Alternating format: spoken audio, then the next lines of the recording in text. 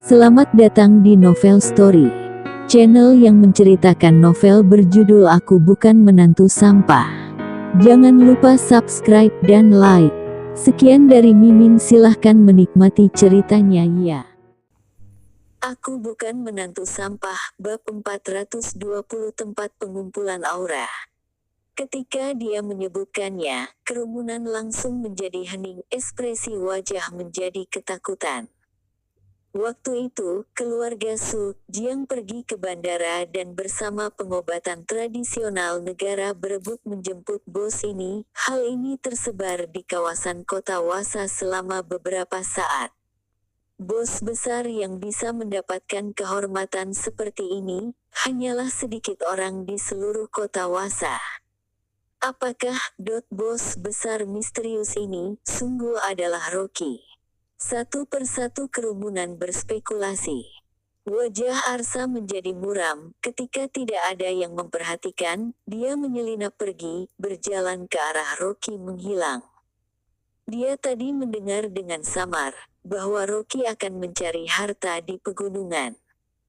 Terkait dugaan kerumunan tentang bos besar, Arsa tidak begitu percaya adalah Rocky. Jika sungguh adalah dia, sudah menggemparkan kota Wasa sejak awal, dan masih harus menerima amarah Wisnu.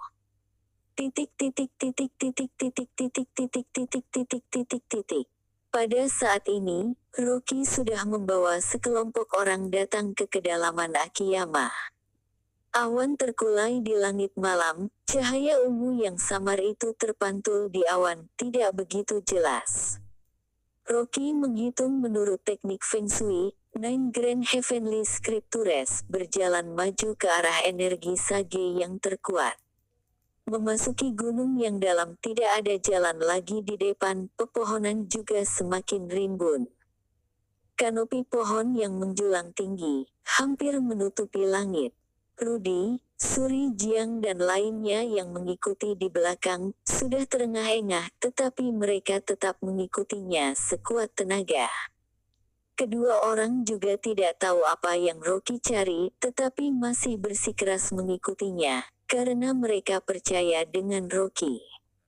Pria botak berjalan dengan cepat, mengikuti di belakang dengan kesulitan. Dia sudah terjatuh beberapa kali. Rocky berjalan keluar dari hutan, merasakan energi Sage di depannya yang sangat kuat, lalu melihat tebing tinggi puluhan meter muncul di depannya. Dari tebing tinggi, menghembuskan energi Sage yang sangat menyegarkan. Rocky mengangkat kepala melihat ke sana. Ini adalah tempat pengumpulan aura. Apakah harta itu berada di atas tebing? Pria botak dengan tidak mudah keluar dari hutan, berkata dengan nafas berat, Kak Rocky, sudah tidak ada jalan lagi di depan, ayo kita kembali. Begitu perkataannya selesai diucapkan, tiba-tiba muncul sebuah bayangan merah, disertai dengan suara, ses, yang mengerikan, dan langsung menuju ke wajah Rocky. Kak Rocky, hati-hati. Rudy segera memotongnya dengan pisau. Bayangan merah menghindar dengan cepat, menghindari cahaya pisau, lalu mengubah targetnya menjadi Rudy. Wajah Rocky menjadi suram, dengan cepat mengambil selembar daun, lalu menerbangkannya. Daun tipis menjadi seperti pisau bedah, dalam sekejap membela bayangan merah menjadi dua bagian, tetapi Rudy menginjak tanah kosong, terjatuh ke lubang yang dalam di sampingnya. Hanya melihat di tanah, seekor ular merah terbelah menjadi dua bagian, kepala dan badan terpisahkan, tetapi masih menggeliat di tanah. Pria botak langsung terbodoh melihat gerakan Rocky ini, bergumam, ini adalah Master Kak Rocky. Wajah Rudy memucat karena kesakitan, kakinya menginjak tempat kosong, dan pergelangan kakinya langsung membengkak. Rocky melihatnya sekilas, berkata, di sini seharusnya masih ada binatang buas yang melindungi harta, hati-hatilah. Kak Rocky, aku bisa mengatasinya sendiri, Anda cepat pergi cari barangnya. Rudy mengatupkan giginya, berkata dengan menahannya. Rocky mengangguk, sedikit mengambil nafas, lalu melompat ke atas ke tebing tinggi. Wah, superhero. Pria botak mengangkat kepala, melihatnya sampai tertegun, air liur juga hampir menetes keluar dari mulutnya. Suri Jiang juga melebarkan mata indahnya, berhenti bernafas. Ini adalah tebing setinggi puluhan meter, Rocky bahkan dengan santai langsung melompat ke sana. Sebenarnya berapa banyak rahasia yang tersembunyi dalam dirinya. Rocky berdiri di atas batu yang menonjol, semakin merasakan energi Sage kuat di sekitarnya. Menyium ini membuat orang semakin bersemangat. Di bawah pohon cemara yang menyambut, mengumpulkan lapisan daun pinus yang tebal, tampaknya daun-daun mati telah menumpuk selama puluhan tahun. Di humus tebal yang terbentuk dari penumpukan daun-daun mati, terdapatkan tumbuhan lemah setinggi sumpit. Pada batang ungu langsingnya terdapat belasan daun berbentuk oval. Rocky menahan nafas, di dalam hatinya sangatlah terkejut.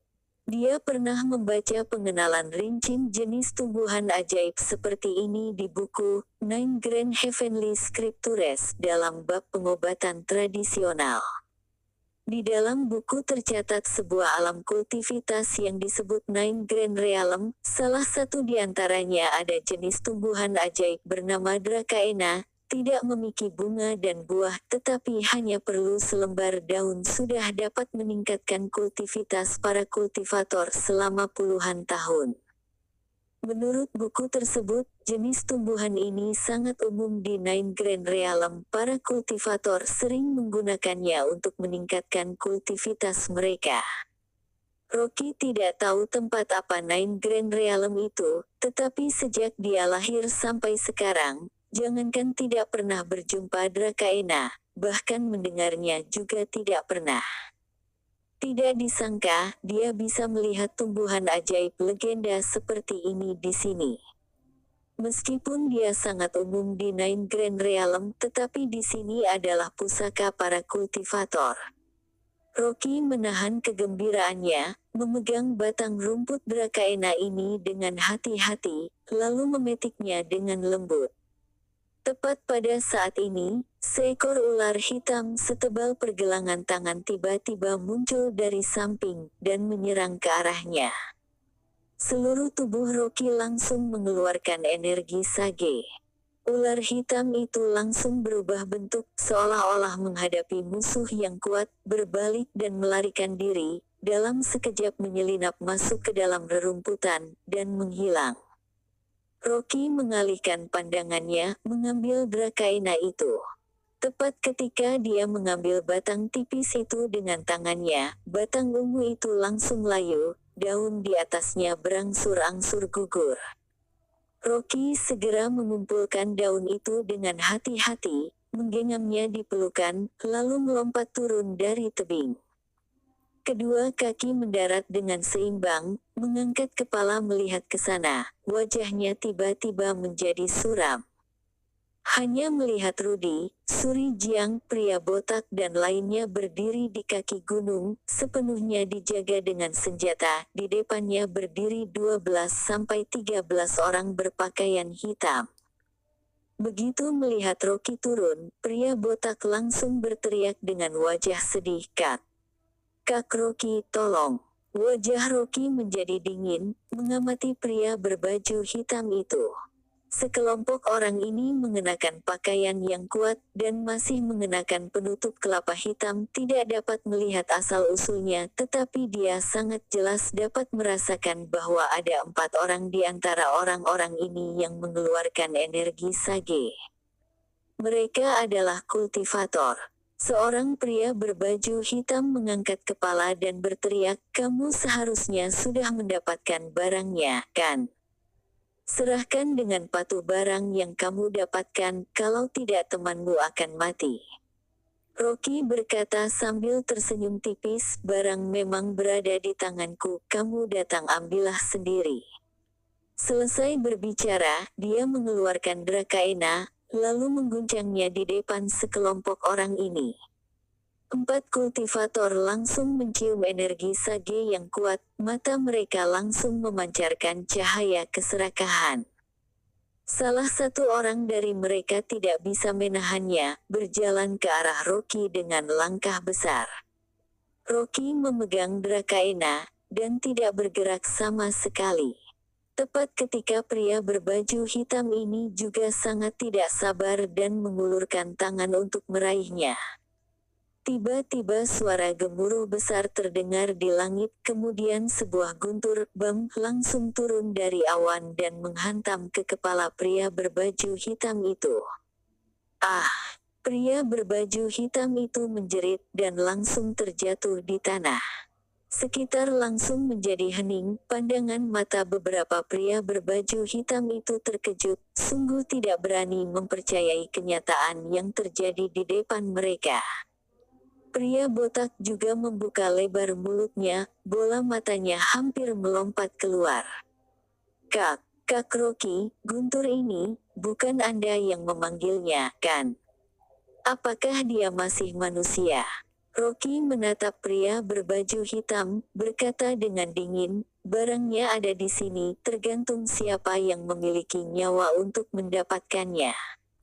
Langit malam di atas kepalanya tertutup rapat dengan awan gelap menutupi bulan, petir seperti ular perak yang melintas bolak-balik di dalam awan.